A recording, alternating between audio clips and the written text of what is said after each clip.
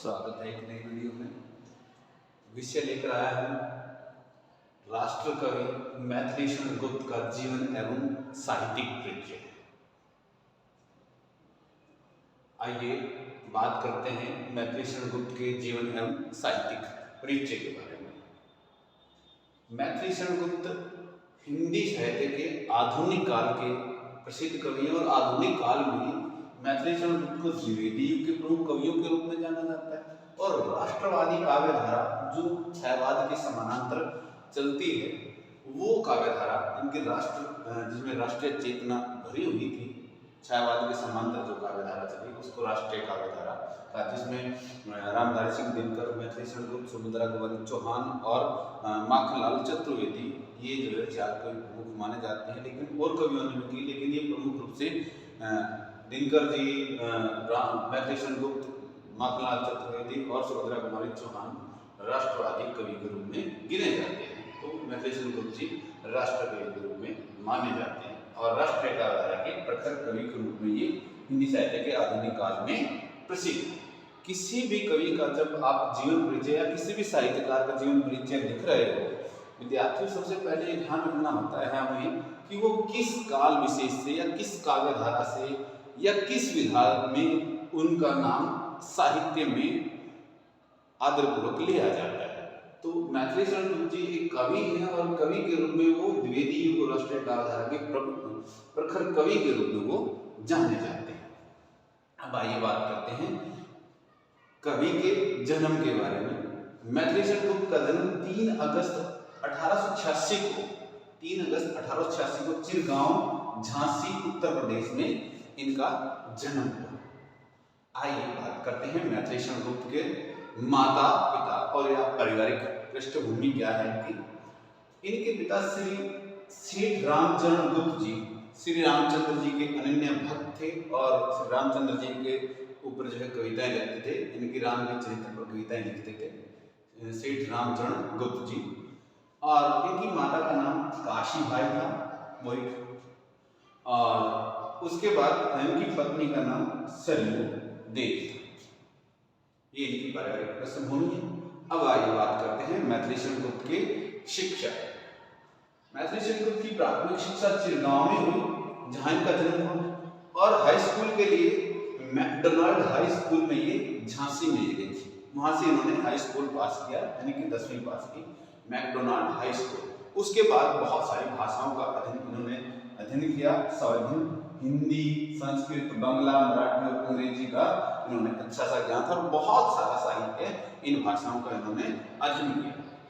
अब आइए बात करते हैं इनको जो है पुरस्कार कौन कौन से मिले जीवन में।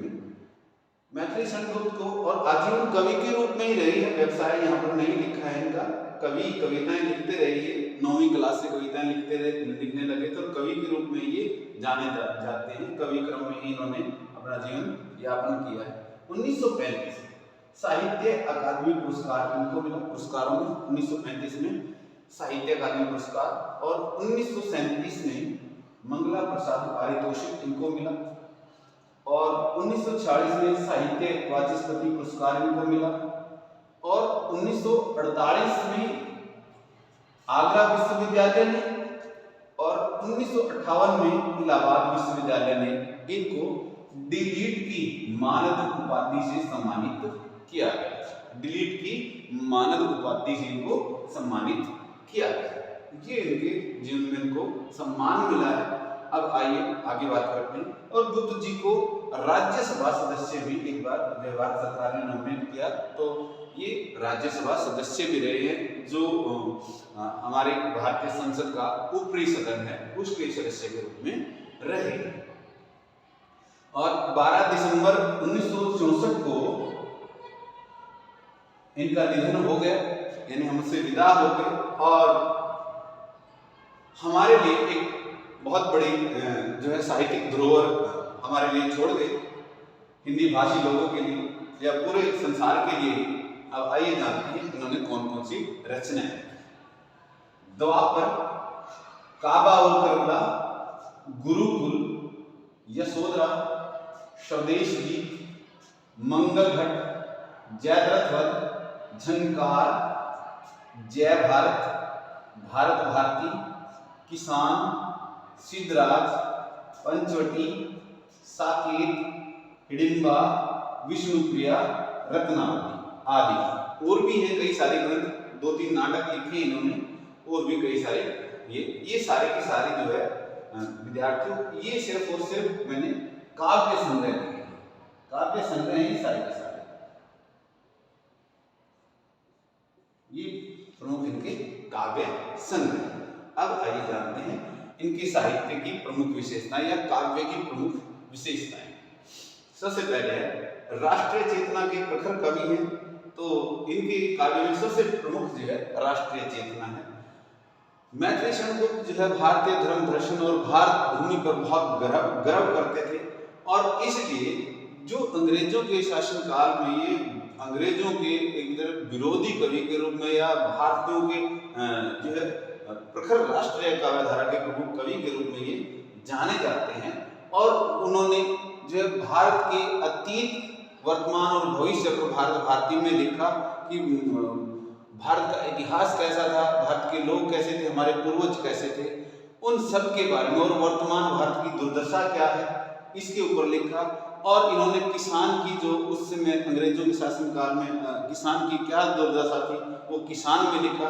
और भारत भारती में ये भारतीयों के ऊपर जो है गर्व करते हुए, हमारे पूर्वजों के ऊपर जो है बोलते हुए कह रहे हैं कि वे धर्म पर करते निछावर, वे धर्म पर करते निछावर, तृण समान शरीर थे, उनसे वही गंभीर थे, वर वीर थे, धनुर्धीर थे। कि हमारे भारतीय पूर्वजों के बारे में उनके जो है गुणगान करते हुए नजर आते हैं भारत भारती कवि का। अब आइए बात करते हैं उनके साहित्य की अगली विशेषता है मानवतावादी दृष्टिकोण। 18वीं-19वीं शताब्दी में जो सामाजिक और धार्मिक आंदोलन चले, और उनके जो मानवतावादी विचार थे वो मानवतावादी विचार भारतीय हिंदू युग में, द्विवेदी युग में, और द्विवेदी युग और भारतीय हिंदू युग दोनों युगों में जब देखते हैं तो मानवतावादी दृष्टिकोण सभी कवियों में नजर आता है, और वो मानवता के पक्षधर कवि के रूप में जाने जाते हैं। तो मैथिली शरण गुप्त भी अपने समय के, अपने परिवेश से अलग नहीं है, वो भी, उनके अंदर भी वो मानवतावादी विचार है। और दूसरा है उनकी जो पारिवारिक पृष्ठभूमि है और उनकी जो शिक्षा है वो उनको जो है मानवता की ओर लेकर जाती है, और बहुत सारी जगह उन्होंने कविताओं में जो है मानवतावादी दृष्टिकोण उन्होंने दर्शाया है। और उनका एक मानवतावादी दृष्टिकोण की जो पंक्तियां हैं वो जानते हैं, वो कहते हैं कि न तन की सेवा, न मन की सेवा, न जीवन की और न धन की सेवा, मुझे इष्ट है, मेरे लिए तो कुछ नहीं है, सदा मेरे लिए तो इष्ट है जन सेवा, सदा सच्ची भुवन से। मतलब उनको ना तो तन की सेवा की जरूरत है, ना ही मन की सेवा, ना जीवन की और ना धन की। वो जो सेवा करना चाहते हैं वो जन सेवा करना चाहते हैं। वास्तव में वो जन सेवा उन्होंने अपने साहित्यिक भारतीयों की जो सेवा की है, जनमानस की जो सेवा की है, अपनी कलम के माध्यम से, अपनी कविता के माध्यम से वो सेवा वो करके गए। और वो आगे कहते हैं कि सदा सच्ची भुवन सेवा, यानी कि संसार की सेवा करना ही सच्ची सेवा उन्होंने माना है, और मानवता को ऊपरी जो है महत्व दिया, यानी कि ऊपर रखा हर वस्तु से, हर चीज से, यानी कि उनके लिए सर्वोपरि मानवतावादी दृष्टिकोण रहा। उसके बाद बात करते हैं गांधी जी का प्रभाव।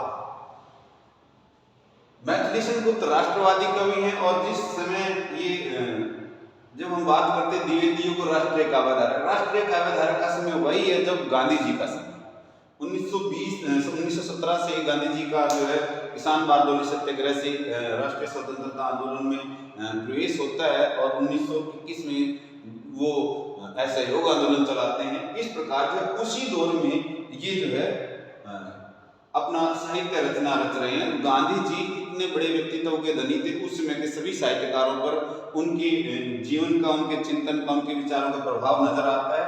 तो ये भी गांधी जी के प्रभाव जो है बातों से प्रभावित रहे, और उनके असहयोग आंदोलन में इन्होंने सक्रिय भागीदारी की, और अपनी कलम के माध्यम से जो है ये बताते हैं कि जो गांधीवादी जो विचारधारा, जैसे गांधी जी जो विचार रखते थे वही विचार इन्होंने भी रखे हैं कि उठो प्रजाजनों, उठो प्रजाजनों, उठो तजो यह मोहन, कि ये मोह त्याग दो, लालच त्याग दो। करते हो किस हेतु? विनत विद्रोह कि किसके लिए विनती? विनती का क्या मतलब? ऐसा योग करो। तो वो असहयोग आंदोलन में इन्होंने सक्रिय भागीदारी की। जिस प्रकार गांधी जी कहते थे कि अंग्रेजों का असहयोग किया जाए, भाई ना ही तो इनके स्कूल कॉलेज सब त्याग दो, नौकरियों को मत जाओ, ऑफिस में मत जाओ, इनसे कपड़े मत खरीदो, स्वदेशी चीजों का इस्तेमाल करो। इस प्रकार हम मजबूत बन सकते हैं। किसी भी प्रकार का मोह लालच नहीं रखना है कि हाँ यहाँ से मेरा ये काम चलेगा, रोजी रोटी चलेगी, या अंग्रेजों से हमें ये मदद मिलेगी। इस प्रकार के सब लालच त्यागने की बात करता है गांधी जी, और वही प्रभाव हमें मैथिली शरणगुप्त पर नजर आता है। अब उसके बाद है समाज सुधार की भावना। समाज सुधार की भावना, मैथिली शरणगुप्त जो है भारतीय समाज में जितनी भी विसंगतियां थी, चाहे वो जाति प्रथा है, सांप्रदायिकता है, या जो जातिवाद की समस्या है, या विभिन्न प्रकार की जो चाहे दहेज प्रथा है, या लिंग भेद है, पितृसत्ता जिसे हम कहते हैं, तो सबके विरोध में इन्होंने कोई बात लिखी है, अपनी बातें प्रखर रूप से कही है, और भारतीय समाज की सुधार के लिए हमेशा ये इन्होंने कदम बढ़ाया है। और भारतीय समाज में स्त्री पुरुष की समानता, विभिन्न जातियों में समानता, संप्रदायों में समानता, भाषाई समानता पर इन्होंने अपनी बातें कही हैं। और ये समाज की जो जिसको निम्न वर्ग कहा जाता है, जिसको कथित रूप से नीच कहा जाता है, उनके ऊपर यानी छुआछूत के ऊपर बोलते हुए इन्होंने कहा है, इन्हीं समाज कहता है नीच, इन्हीं समाज कहता है नीच, पर ये भी तो हैं प्राणी, ये भी इंसान है। उनकी मानवता का भाव कि उनको जो जाति व्यवस्था में निम्न वर्ग को मानव ही मानने से इनकार किया है, तो वो यहाँ पर कहते हैं कि ये भी तो है प्राणी, इनमें भी है मन और भाव, किंतु नहीं है वैसी वाणी। वैसी वाणी क्यों नहीं? क्योंकि इनको अवसर ही नहीं मिला है। अगर इनको अवसर मिल जाए तो वो वैसा ही बोलना आ जाएगा, जैसे कथित रूप से जो ऊंची जातियां जो बोलते हैं। इस शिक्षा के जब इनको शिक्षा मिलेगी तब ये अपने अधिकार की बात अवश्य करेंगे। उसके बाद है नारी भावना। मैथिली शरणगुप्त जो है नारी के जो भारतीय इतिहास में या विभिन्न पौराणिक ग्रंथों में जिन उपेक्षित नारियों का वर्णन किया है, चाहे वो कैकेयी हो, कौशल्या हो, द्रौपदी हो, या उर्मिला हो, या इसके अलावा भारतीय नारी हमेशा उपेक्षा का शिकार रही है, इसीलिए इसको जो है अबला कहा गया। लेकिन मैथिली शरणगुप्त ने यशोधरा में, उर्मिला में उन उपेक्षित नारियों का वर्णन करके उनको वो सम्मान देना चाहा कि वहां पुरुष को तो महत्व दे दिया गया, लेकिन उनकी जो स्त्रियां थी उनको महत्व नहीं दिया गया। तो यहाँ नारी को वो अधिकार देना चाहते हैं पुरुष के बराबर, अपने साहित्य में उनको स्थान देकर, उनके बारे में, उनके मन की भावों के बारे में लिखकर उनके मन को छूने का प्रयास किया है कि वो जीवन में क्या चाहती हूँ। जबकि हम देखते हैं लक्ष्मण जी के वर्णन आते हैं, उर्मिला के बारे में कोई नहीं, महात्मा गौतम बुद्ध के वर्णन आते हैं, यशोधरा के नहीं है, और बहुत सारी उपेक्षित नारियां जिनके बारे में जो है लिखा ही नहीं गया, जो उपेक्षित कर दी गई, एक दरकिनार कर दी गई, उन नारियों के बारे में जो है बहुत सारी रचनाएं जो है उर्मिला है, यशोधरा है, इनमें नारी को वो अधिकार दिलाया है। और नारी के ऊपर जो है बोलते हुए मैथिली शरणगुप्त कहते हैं, अबला जीवन हाय तुम्हारी यही कहानी, आंचल में है दूध और आंख में पानी। अब उसके बाद बात करते हैं, अगली विशेषता वो है भक्ति भावना। मैथिली शरणगुप्त की जो पारिवारिक पृष्ठभूमि है, उनके पिताजी भगवान श्री रामचंद्र जी के अनन्य भक्त हैं, और ये भी तमाम उम्र भगवान श्री रामचंद्र जी की भक्ति करते रहे, और साथ ही साथ भगवान श्री कृष्ण के भी जो है ये भक्त कवि हैं। और उसके साथ साथ इन्होंने जो रचनाएं लिखी हैं, काबा और करबला, गुरुकुल, यशोधरा, इनमें जो है विभिन्न धर्मों के बारे में, काबा और करबला में मुस्लिम और गुरुकुल में जो है सिख धर्म के बारे में बताया, और यशोधरा में बौद्ध के बारे में बताया गया कि विभिन्न धर्मों के बारे में इन्होंने लिखा है, लेकिन श्री रामचंद्र जी के अनन्य भक्त रहे इनके पिताजी, और ये भी तमाम उम्र भगवान श्री रामचंद्र जी को मानते रहे हैं। तो भगवान श्री रामचंद्र जी की प्रशंसा करते हुए कहते हैं कि राम तुम्हारा चरित्र ही स्वयं काव्य है, राम तुम्हारा चरित्र ही स्वयं काव्य है, कोई कवि बन जाए सहज ही संभाव्य। इस प्रकार ये अपने विचार रखते हैं। उसके बाद बात करते हैं अंतिम विशेषता है वह है भाषा शैली। मैथिलीशरण गुप्त, राष्ट्रकवि मैथिलीशरण गुप्त ने तत्सम शब्दावली के साथ, इनके संस्कृत के तत्सम शब्दावली के साथ साथ खड़ी बोली, क्योंकि देखिए खड़ी बोली का प्रयोग क्यों किया है, क्योंकि मैथिलीशरण गुप्त के जो गुरु हैं वो महावीर प्रसाद द्विवेदी हैं, और महावीर प्रसाद द्विवेदी जी जिन्होंने ब्रज से खड़ी बोली को साहित्यिक भाषा बनाने में सबसे अहम योगदान जो दिया है वो द्विवेदी और उनके युग को जाता है। और मैथिलीशरण गुप्त जो है महावीर प्रसाद द्विवेदी जी के शिष्य, तो इन्होंने खड़ी बोली का प्रयोग किया, और खड़ी बोली के साथ साथ जो है देशज, जिसको हम आंचलिक शब्दावली कहते हैं, तो उनका भी खुलकर प्रयोग किया है। भावानुकूल और सरस शब्दावली का प्रयोग किया है। भले ही जो है तत्सम शब्दावली है, लेकिन बहुत सारे बीच बीच में वो आम बोलचाल के शब्दों का प्रयोग, लोकोक्ति मुहावरों का प्रयोग इस प्रकार करते हैं जिससे कि जन सामान्य के लिए वो आम शब्दावली ही उनकी भाषा लगती है या आम भाषा उनकी दिखाई पड़ती है।